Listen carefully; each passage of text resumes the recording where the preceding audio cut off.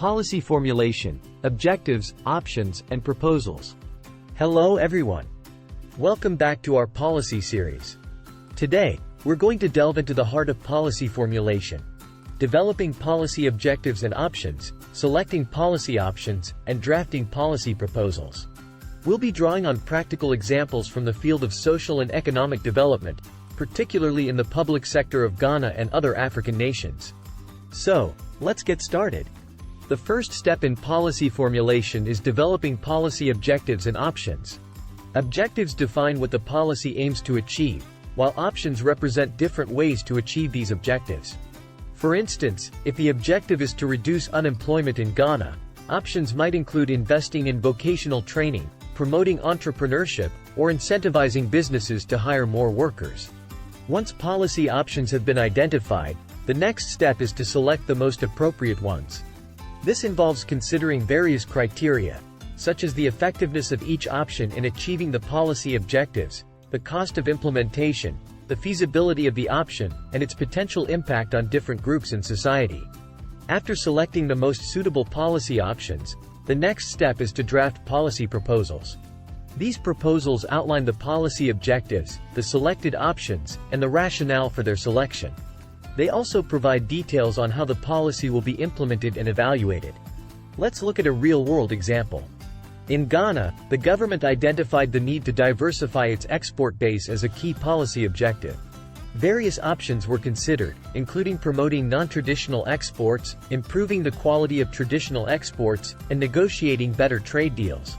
After considering these options, the government drafted a policy proposal that included a combination of these strategies. In Ethiopia, the government identified improving food security as a major policy objective. Options considered included promoting modern farming techniques, improving access to farming inputs, and investing in agricultural research. The government's policy proposal included a combination of these strategies. In Rwanda, the government set the objective of improving the quality of education. Options included investing in teacher training, improving school infrastructure, and revising the curriculum. The government's policy proposal incorporated all these strategies. In Botswana, the government identified combating HIV/AIDS as a major policy objective.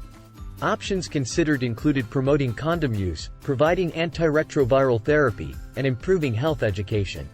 The government's policy proposal included a combination of these strategies.